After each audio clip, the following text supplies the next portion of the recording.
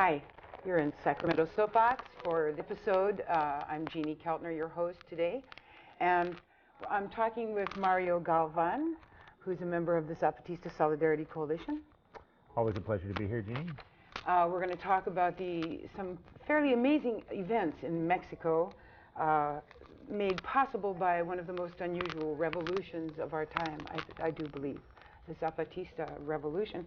But before we do that, I want to remind folks out there that if you're following our shows, you know that we're concerned that the cable company is moving us up into the 70s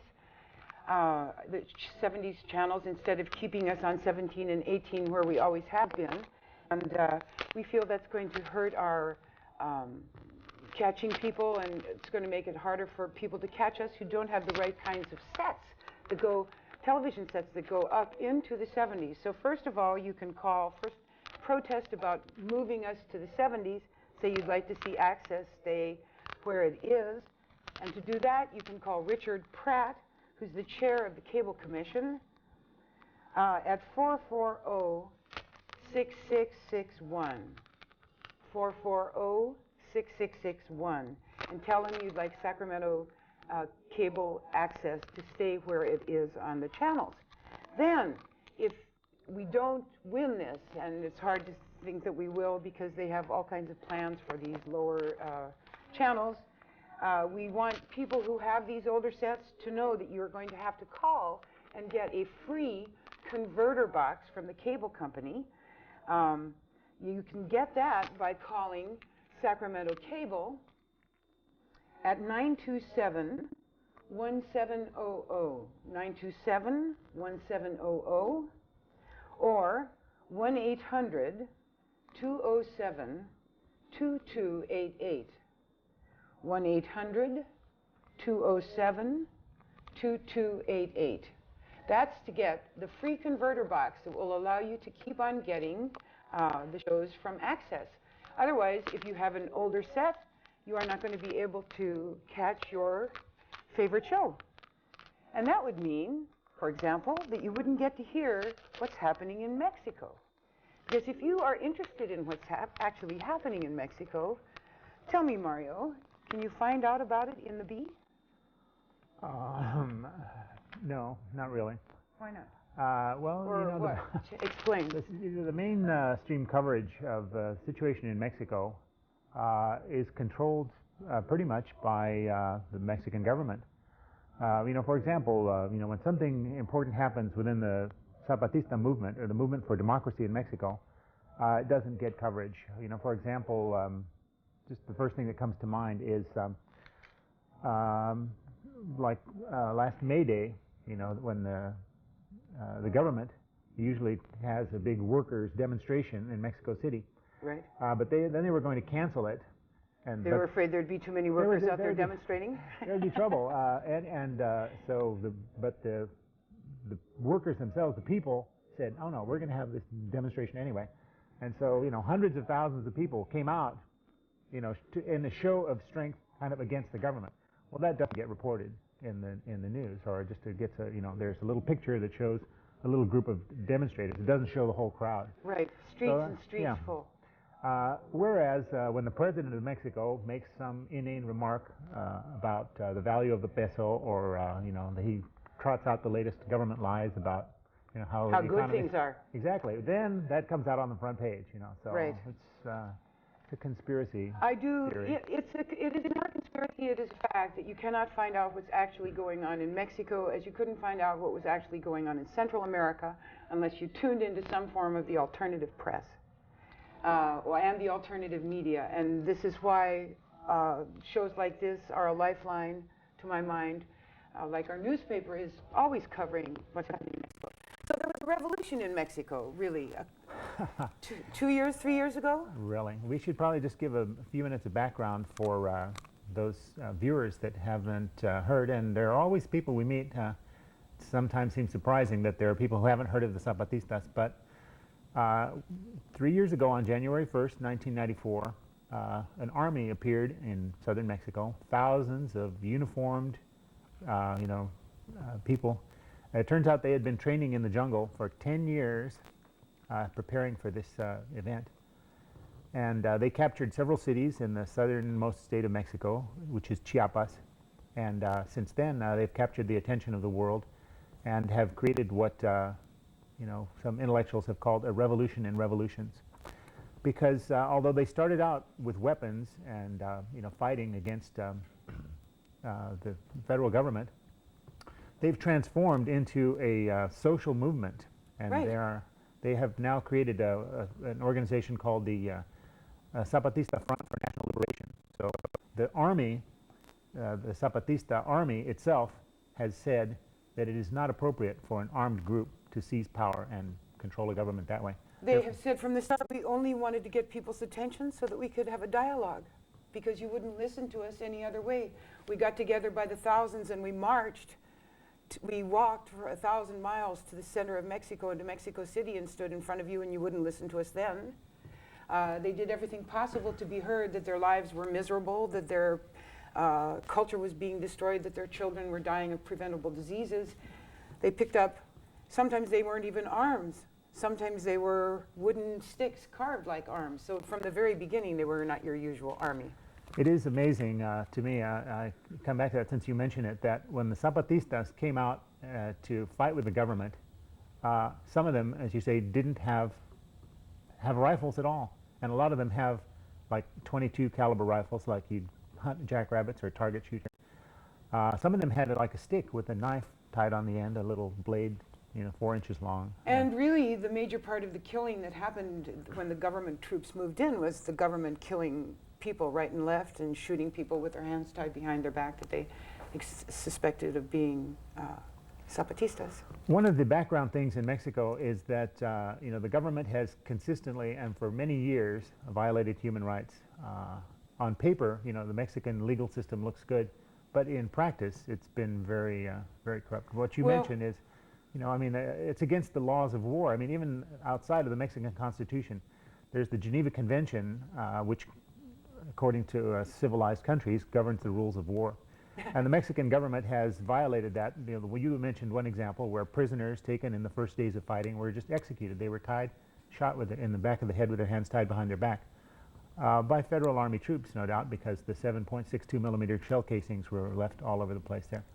And another example is in the town of Morelia, the army took people out for interrogation. Actually, they interrogated them right in the town. They took them in the church and tortured them.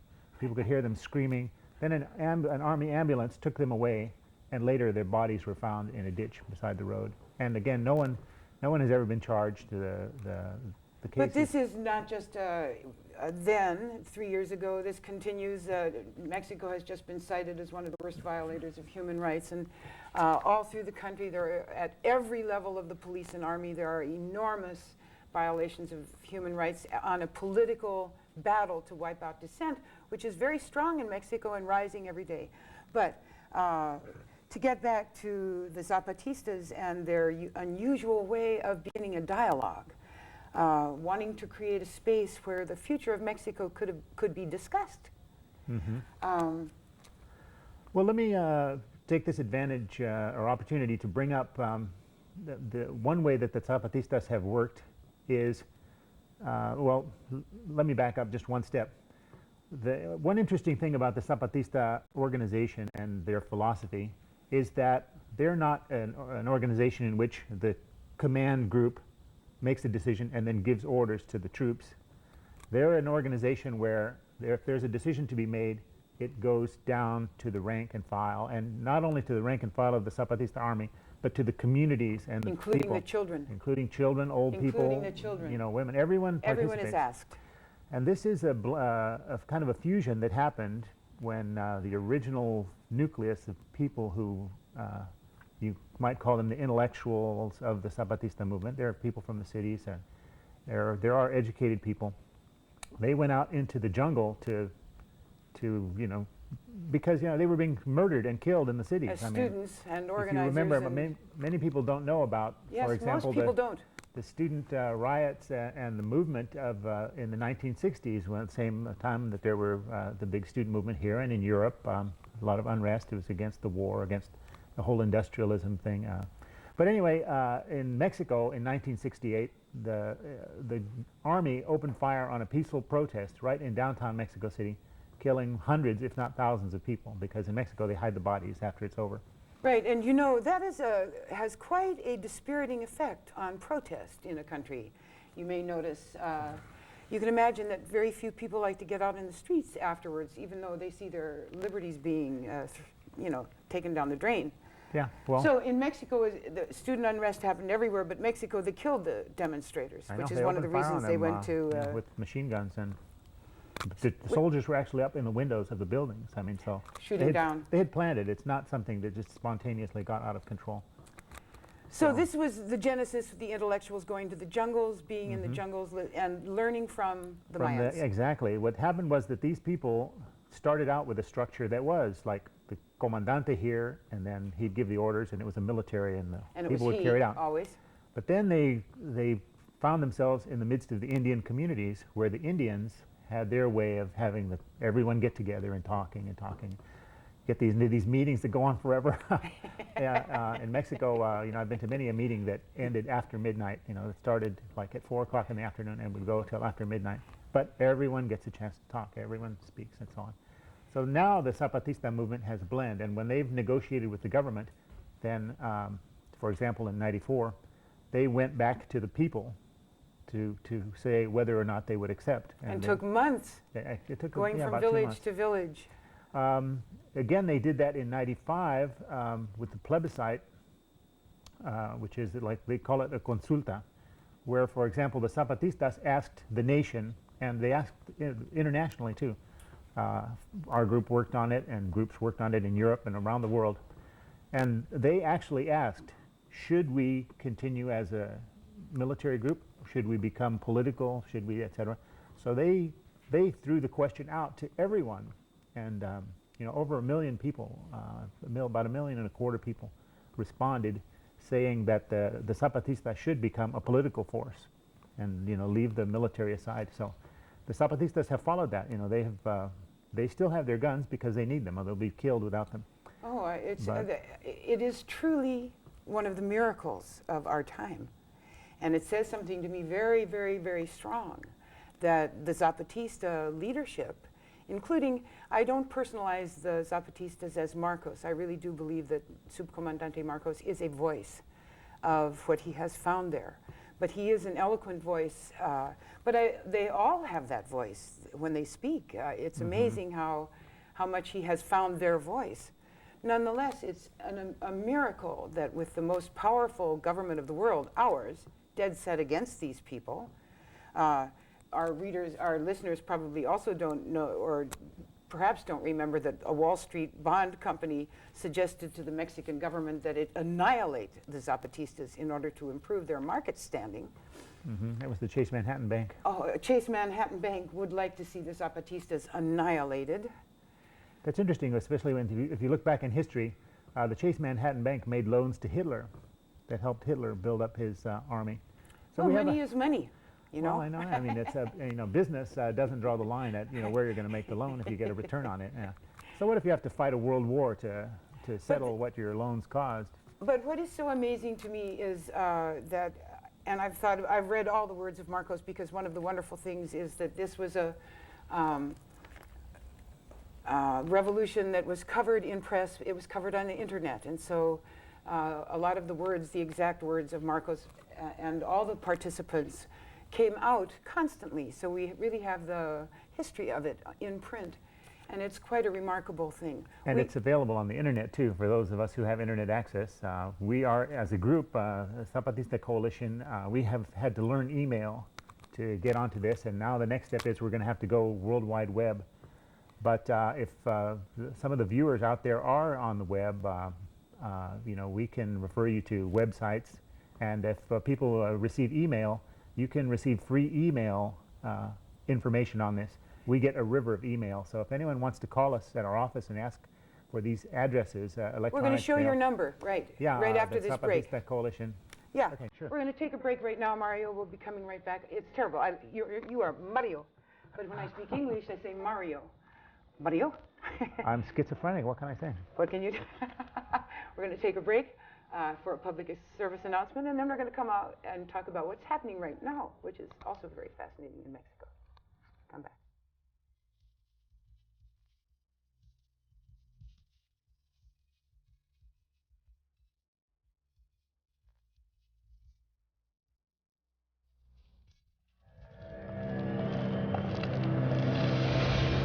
Hey, faggot, come here, I want to talk to you.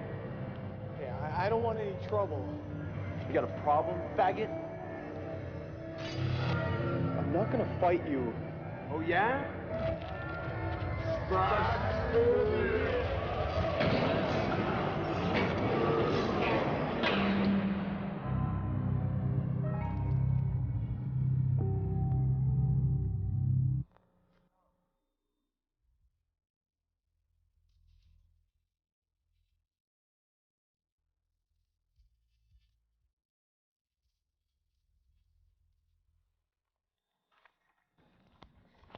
Hi, we're back again on Sacramento Soapbox. I'm Jeannie Keltner, and I'm talking with Mario Galvan, member of the Zapatista Solidarity Coalition, about what's happening in Mexico.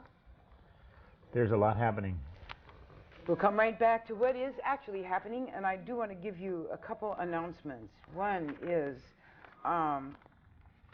January 15th, next Wednesday, Death of a Nation, the East Timor Conspiracy. What is happening in Chiapas is happening in East Timor, is happening in Burma. Indigenous people forced off their land by multinational corporations, basically, to serve them. Anyway, you can see that video January 15th at 7:15 at 1640 9th Avenue, Sacramento. And you can call 446-3304 for info. Then one other one, and that is a benefit for the ancient forest.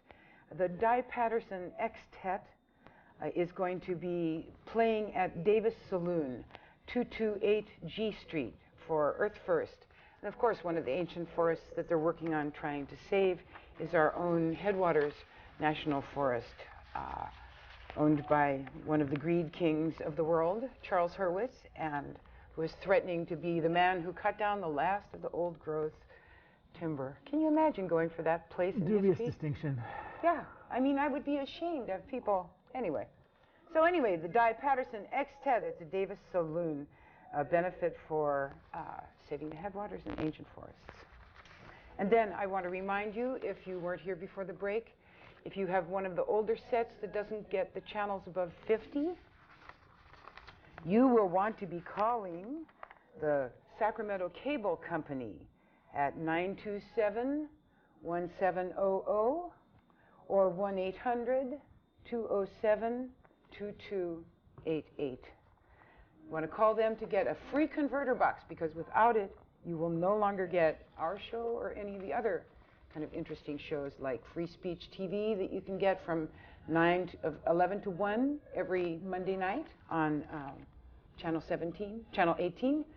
Independent video from all kinds of places. The most, next to our show, of course, and a few others. Some of the most fascinating video you'd ever want to see. Okay. The revolution of, what did they call it? Some intellectuals, you said? Oh, the revolution in revolutions. The revolution in revolutions, because it really did try to not take power, but open dialogue. Mm-hmm. And for that reason, it got a huge following. We haven't mentioned that. But what keeps them alive, the miracle of their being alive, besides the fact that they're well hidden, you know, from U.S. helicopters and CIA people crawling the hills. And satellites. And satellites, picking up their every thought and being blown away by it, I'm sure, is the fact that they have this massive support from the people. They have enormous popular support. So this has led to... Well, I would just like to say that, again, due to the advances that we have in electronic media and communication, you know, with the TV, you know, had a big impact in the reporting of the Vietnam War, and you see how the government now is controlling that. Like in the Gulf War, no reporters were allowed to go in to see what was really happening. But now that there's the internet as a form of communication, you know, some people call the Zapatista rebellion the internet rebellion or something, you know, because the word goes out through that, and it goes around the world, and it seems to be unstoppable. And there is some discussion now that governments are starting to look at how they can crack down on internet communication. So well, I'm sure they're sorry that it ever got going at all. I mean, especially since they started it. But anyway, to come to what's happening in Mexico right at this moment, that is of supreme importance because, in a sense, you might say that it is the culmination of the 3 years that have gone on, that started with bloodshed and fighting and hundreds of people being killed, and as we said earlier, it transformed into a social struggle now and a political struggle for control. Ever since 1994, the government has been negotiating because of as you said, the immense pressure, not only from within Mexico, but from international. The world. Exactly. There have been demonstrations all around the world in support of the I stood with you down in front of the Mexican consulate, and not letting people in, and some of them were pretty angry. Let's see, this was happening in Paris, it was happening in Germany, it was happening in Italy, it's happening in countries all around the world, and so the Mexican government realized that, because, well, I don't know, we won't even get into that. Yeah, it's so profound. But anyway, the good news that's happening is that there have been agreements signed, very key, important things that have been negotiated between the Zapatistas. And one thing we haven't mentioned, and we should clarify it here for those of the viewers who are not familiar with the Zapatistas, is this is largely an Indian movement. The Zapatista army, I would say, is 95% Indians. Mayan Indians. Mayan Indians, and there's a good mixture. But anyway, so the negotiation that has come out of this the dialogue at San Andres is the city that they've been dialoguing in. These agreements have been signed that are historical. They're going to be changes to the Constitution of Mexico that recognize the rights of the indigenous people, that will create new like counties, or we would call them counties, municipios they call them in Mexico, but that would be tailored, and electoral districts also tailored to guarantee indigenous representation in the Congress. These are people who have been completely ruled by people from the north, non-indigenous people. Before, I want to make sure that you know that we're going to get your number on the screen. It's going to be on the screen so that people can get in contact. Certainly. Well, let me, you. Should I just give that information right now? Yes, give that information right now. Because okay, we are the Zapatista Solidarity Coalition, and our phone number is, we have a new one, I hope. It's right up there, but I can't see it very well. 44? Yes, 443-3424. Okay, 443? 443-3424. And if you call our old number, if you have one of our old newsletters or something, it'll refer you over. Okay, Mario, I'm sorry I had to interrupt you. We wanted to be sure that we got that on. So no. It is going to recognize the right of indigenous people to govern themselves, set up their own little townships. Interestingly, Mexico is a contrast to the United States, where there was a relative, I don't know what to say, genocide. I mean, the American Indians in the United States were pretty much wiped out and reduced to little pockets we call reservations. Right. So we end up with a nation that's largely European. Right. With a little fragment here of this and that. In Mexico, of course, before the Europeans arrived, Mexico was the metropolis of the Americas. It was the center of the. I know there were tremendous cities here, colleges, not in the sense of the word we know them, but institutions of higher learning, libraries, all this. The Mexico City was larger than London or Paris. It was larger than any city of Europe at its time. And the Europeans, of course, came in here and demolished the total social structure, reduced the people to the status of animals, slaves, literally. Yes, tortured, and killed. The Zapatistas, when they rose on January 1st, their very first declaration, almost the very first sentence says, "We are the products of 500 years of conquest." So they recaptured that from the very beginning of their movement. Unfortunately, can you believe it? We're coming to the end of our program. I believe it. It's just terrible. What to say? I did want to add one thing. It was in response to NAFTA, which they identified as the reason they chose the New Year's Day. You know, I want to tie this together with some of the themes of other programs that we've done on the North American Free Trade Agreement and how it not only destroyed United States economies at the local level, but was murderous, is murderous, totally on Mexico, which has seen its standard of living for the 90% of the people blown in half, right, in the past 3 years. Mm-hmm. I was just reading an article on the email last night that says that the average Mexican's buying power has dropped 70% in the last year. 70%, and it wasn't high to begin with. Yeah. This is NAFTA for them. Really, when you look at it, it's NAFTA for us, except for the folks at the top who, both in Mexico and the United States, seem to do well no matter what. But what, 1 minute for Mexico? We have 30 seconds to tell people a final word. I think in the final analysis, what the Zapatista phenomenon is about is an attempt to reassert the values of human dignity. We live in a society worldwide where business and money are the prime movers and the setters of value. And if it's good for business to let half your workers go, then let them go. And if it's good for the economy to cut all the social programs, we'll cut them, and so on. Sound like any place you know? It's the world. You know, one of the interesting things about Mexico, Mario, is that it mirrors exactly our own situation here, and that anything you say about Mexico, you can actually say about here in a slightly different, you know, slightly more extreme. Right.